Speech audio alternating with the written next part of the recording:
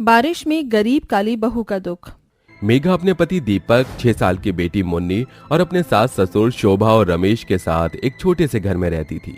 मेघा एक सर्वगुण संपन्न बहू होती है जो अपने घर की जिम्मेदारियों को भली भांति निभाती है। लेकिन मेघा के काले रंग की वजह से मेघा की सास शोभा उसे बिल्कुल भी पसंद नहीं करती है। मेघा शोभा को एक आंख नहीं बाती है। हे राम, सुबह के 7 बज गए हैं, लेकिन नाश्ता मिलने का तो कोई सवाल ही पैदा नहीं होता। अभी तक चूल्हा भी यूं का यूं ही ठंडा पड़ा हुआ है। मेघा, अरे ओ मेघा, कहाँ मर गई? आई माँ जी आई, बोलिए क्या हुआ? कहाँ मर जाती है 2-2 मिनट में? 7 बज गए हैं लेकिन अभी तक नाश्ता नहीं बना है। चूल्हा भी ठंडा पड़ा हुआ है। आज क्या बिना नाश्ते के ही रहना पड़ेगा? आप तो जानती है ना, कल रात तेज बारिश की वजह से घर में पानी भर गया था, तो पूरी रात पानी को घर से बाहर निकालने में ही चली गई। ठीक से नींद भी नहीं मिल पाई, इसीलिए सुबह उठने में थोड़ी देर हो गई। तो तूने कौन सा हमारे ऊपर को यह एहसान कर दिया? ससुराल है ये तेरा और तू उस घर की बहू है। तेरा फर्ज बनता है, समझी? एक तो ना जाने क्या मेरी मत मारी गई थी जो तू जैसी काली को मैं अपने घर की बहू बनाकर ले आई। ये सोचकर कि रंग काला है तो कम से कम दहेज तो अच्छा खासा मिलेगा, लेकिन नहीं, तेरे माँ बाप ने तो दहेज में एक फूटी कौड़ी भी नहीं दी। अब यहाँ खड़ी खड़ी मेरा मुंह क्या ताक रही है? जाकर नाश्ता बना। मेघा के काले रंग और गरीबी की वजह से शोभा हमेशा उसे ताने दिया करती थी, लेकिन अब मेघा को इन सारी चीजों की आदत सी पड़ गई थी। इसलिए बुरा न मानते हुए मेघा चूल्हे के पास जाकर नाश्ते की तैयारी करने लगती है कि तभी मेघा के पास उसकी बेटी मुन्नी आ जाती है। माँ देखो ना, बाहर कितनी अच्छी बारिश हो रही है। इस बारिश में तो गर्मा गर्म पकौड़े खाने का मन कर रहा है। प्लीज मेरे लिए पकौड़े बना दो ना, बहुत दिन हो गए हैं पकौड़े खाए हुए। पकौड़े बनाने के लिए तो घर में बेसन ही नहीं है। बिना बेसन के पकौड़े कैसे बनाऊं? और मुन्नी कब से पकौड़े मांग रही है। अगर आज मैंने इसे पकौड़े बनाकर नहीं दिए तो ये रो रो कर अपना बुरा हाल कर लेगी। कुछ तो बोलो ना माँ, बनाओगी ना आज पकौड़े? हाँ मेरी बच्ची, बस थोड़ा इंतजार कर, मैं अभी तेरे लिए गर्मा गर्म पकौड़े बनाती हूँ। इतना कहकर मेघा बारिश में भीगती हुई किराने की दुकान पर जाती है और अपने पल्लू में बंधे हुए 20 रुपए का नोट किराने वाले की दुकान में देकर 20 रुपए का बेसन खरीद लाती है और उससे गर्मा गर्म अपने पूरे परिवार के लिए पकौड़े बनवाती है। सभी पकौड़े खाने बैठे ही होते हैं कि तभी बारिश की रफ्तार और तेज हो जाती है, जिस वजह से मेघा की छत से पानी टपकने लगता है। अरे आधे तो हम गरीबी की जान इस बारिश ने ही ले रखी है। देखो तो जरा कैसे छत से पानी टपक रहा है। माँ देखो ना, छत से टपकता हुआ पानी पकौड़े में पड़ रहा है। ऐसे तो हमारे सारे पकौड़े खराब हो जाएंगे।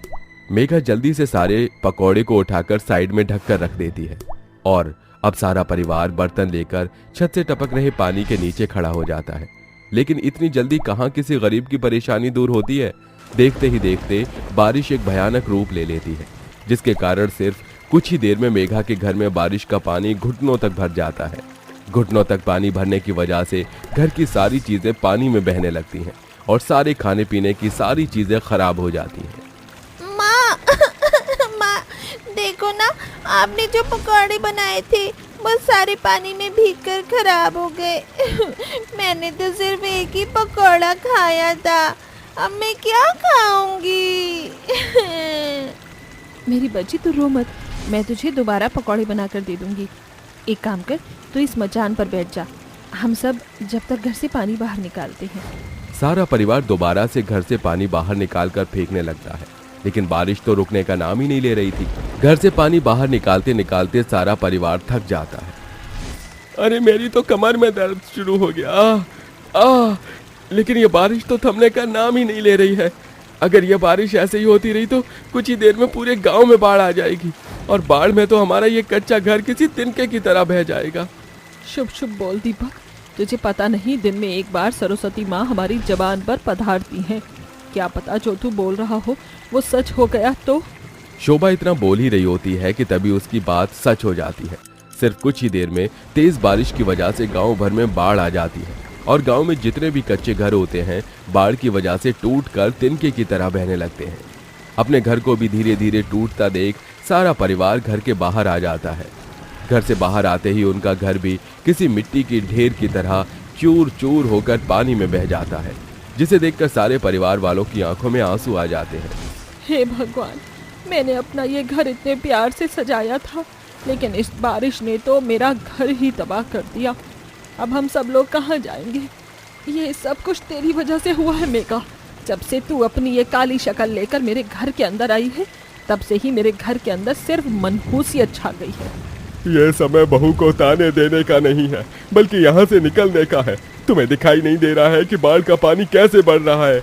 अगर हम लोग यहाँ से नहीं निकले तो हम लोग बाढ़ में डूब जाएंगे। हमें किसी ऊंची जगह पर जाना होगा जहाँ बाढ़ का पानी ना आ सके। रमेश की बात सुनकर सारा परिवार बारिश में और बाढ़ में चलते हुए ऊंची जगह को ढूंढ रहे होते हैं कि तभी मेघा की नजर सीवर लाइन के लिए रखे हुए कुछ बड़े बड़े पाइप पर जाती है, जो एक ऊंची जगह पर रखे होते हैं। मेघा जल्दी से सबको सीवर लाइन के पाइप के बारे में बताती है। सारा परिवार जाकर उसी पाइप के अंदर बैठ जाता है। आज पूरे 4 दिन हो चुके थे, लेकिन बारिश थमने का नाम ही नहीं ले रही थी। 4 दिन से पूरे परिवार ने कुछ भी नहीं खाया था, जिस वजह से सबकी हालत खराब हो रही थी। माँ, मुझे बहुत भूख लग रही है। 4 दिनों से कुछ भी नहीं खाया है। भूख तो मुझे भी लग रही है। ऐसा लग रहा है कि शरीर से मानो प्राण ही निकल गए हों। अपने परिवार की हालत मेघा से देखी नहीं जा रही होती, इसलिए मेघा खाने की तलाश में बाढ़ के पानी में उतरकर खाना ढूंढने लगती है। काफी देर ढूंढने के बाद भी मेघा को कुछ नहीं मिलता कि तभी मेघा की नजर एक पेड़ पर जाती है, जिस पर बहुत सारे अमरूद होते हैं। मेघा गांव की होती है, इसलिए वो आराम से उस पेड़ पर चढ़ जाती है और बहुत सारे अमरूद तोड़कर अपने पल्लू में बांधकर अपने परिवार वालों के पास ले आती है, जिसे खाकर सबकी भूख थोड़ी बहुत शांत होती है। अपनी बहू को बाढ़ में भी अपने लिए खाना लाता देख शोभा को धीरे धीरे अपनी गलती का एहसास होने लग जाता है। बहू, मैंने आज तक तेरे काले रंग को लेकर हमेशा तुझे ताने दिए, लेकिन आज बाढ़ जैसी खतरनाक परिस्थिति में भी तूने हम सब के लिए अपनी जान दांव पर लगाकर बाढ़ में जाकर हम सब के लिए अमरूद लेकर आई।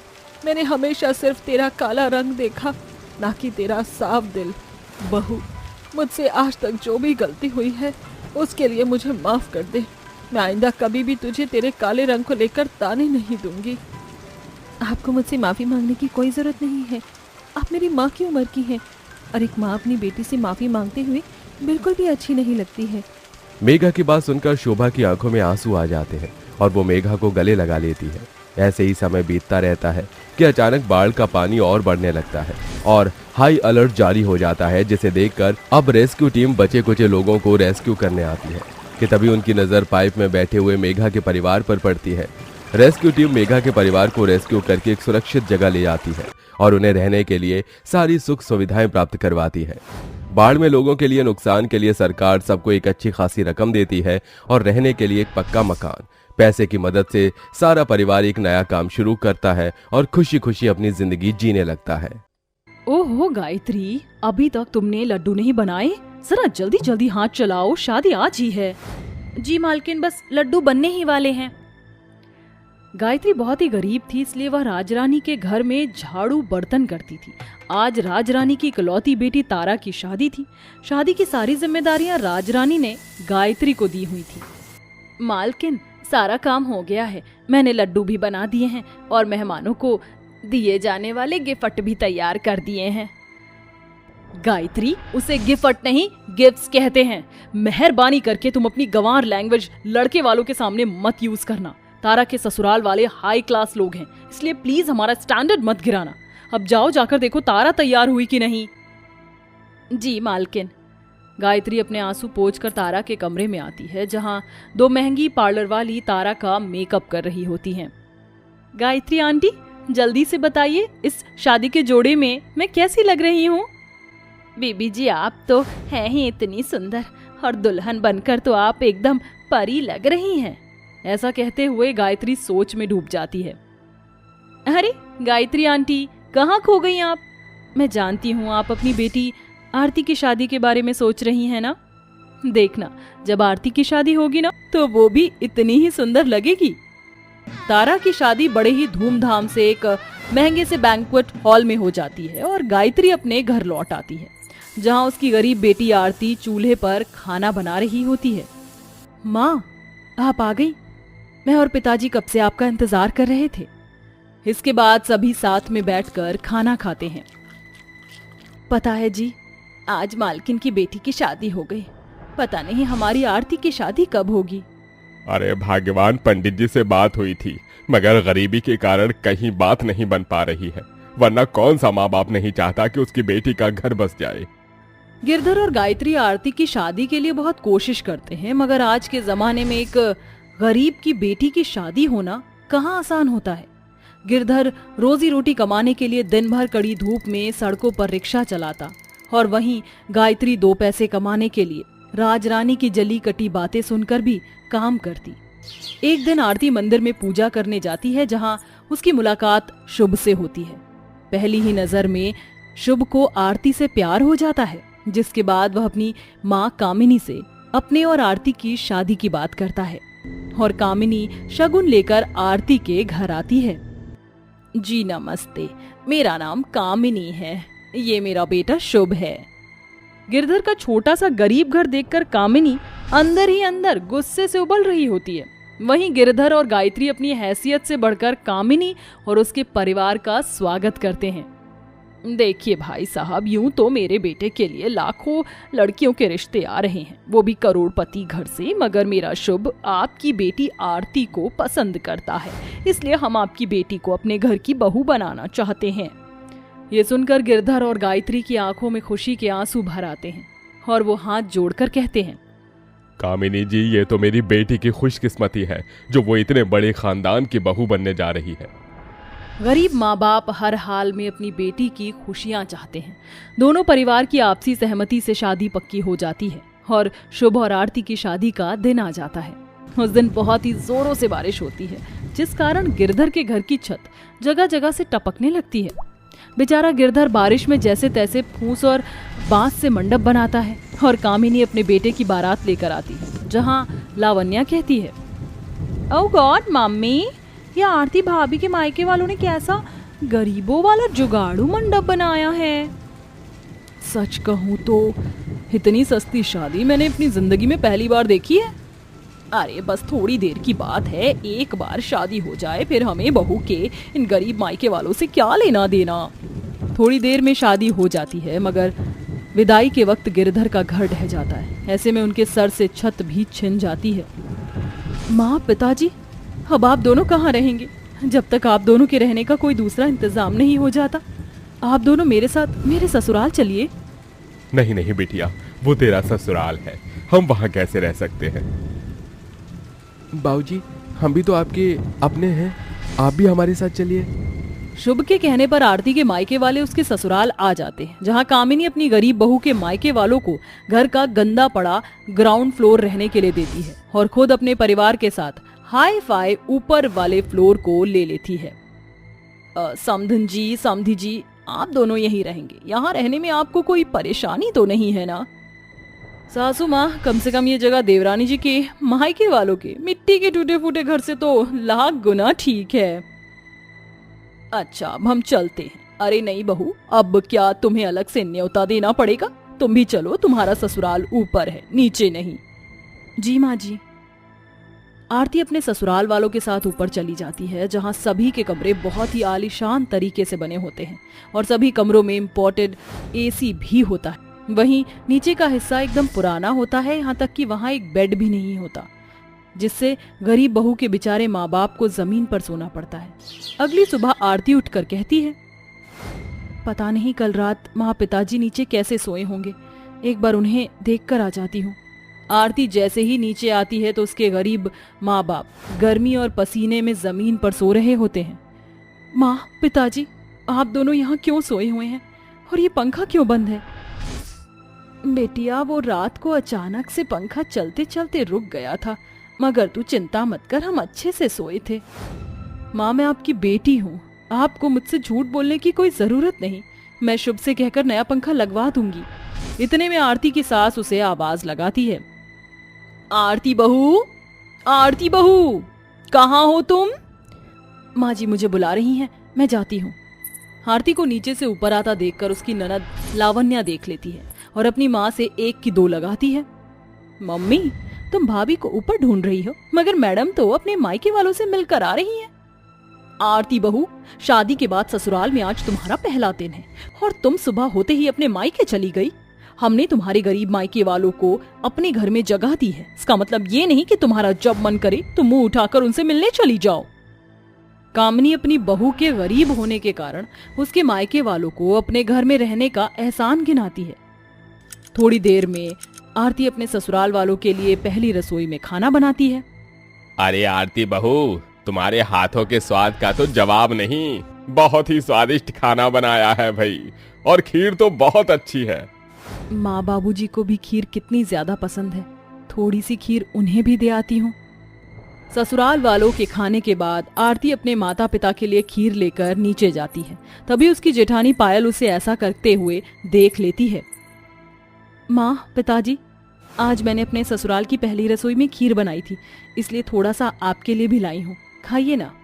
हाँ हाँ आंटी जी, अंकल जी, खीर खाइए। यही ऐश तो आपको आपके गरीब घर में नहीं मिल रहा था, जो अपनी बेटी के साथ साथ आप भी उसके ससुराल चले आए। अमीर घमंडी पायल आरती के मायके वालों की बहुत बेइज्जती करती है। वहीं अक्सर कामिनी गिरधर से ही हॉल बाजार के काम कराती और जिस दिन जोर से बारिश होती तो उस दिन घर के नीचे हिस्से में फर्श के टूटे फूटे हिस्से से पानी भरने लगता, जिस कारण गायत्री और गिरधर को बहुत परेशानी झेलनी पड़ती, जिसे देखकर एक दिन आरती कहती है, माँ जी, घर के निचले हिस्से में बारिश का पानी भर गया है, क्या कुछ दिनों के लिए माँ पिताजी हमारे साथ ऊपर रह सकते हैं? बिल्कुल नहीं, ये क्या कम है कि तेरे गरीब माँ बाप को हमने अपने घर में रखा, जब से आए हैं मुफ्त की रोटियां तोड़ रहे हैं। अब बस जाकर कह दे अपने गरीब मायके वालों को अपना कोई दूसरा ठिकाना ढूंढ ले। आखिर इतनी महंगाई में कब तक हम तेरे गरीब मायके वालों का बोझ उठाते रहेंगे। इतने में गिरधर कामिनी के जख्मी पति रंजीत को लेकर ऊपर आता है। माफ कीजिएगा समधन जी, मैं बिना बताए ऊपर आ गया। मैं बाजार से सामान लेकर आ रहा था तो समधी जी सड़क किनारे बेहोश पड़े थे। अजी, आप ठीक तो हैं? अरे कामिनी जी, मैं ठीक हूँ। गनीमत थी कि समधी जी वहां आ गई। बारिश के कारण सड़कें भर गई थी, तभी एक गाड़ी वाला मुझे मार कर चला गया और मैं वहीं बेहोश हो गया। ये सब कुछ सुनकर कामिनी को अपने किए का पछतावा होता है और वो हाथ जोड़कर कहती है, आरती बहू, समधी जी, मुझे माफ कर दीजिए। मैंने आपकी बेइज्जती करने का एक भी मौका नहीं छोड़ा, मगर आज अगर आप नहीं होते तो जाने क्या होता। आखिर में कामिनी घर के नीचे हिस्से की अच्छे से मरम्मत करवाती है और अब एक ही घर के अलग अलग मंजिल में गरीब बहू के मायके और ससुराल वाले एक परिवार की तरह खुशी खुशी रहने लगते हैं।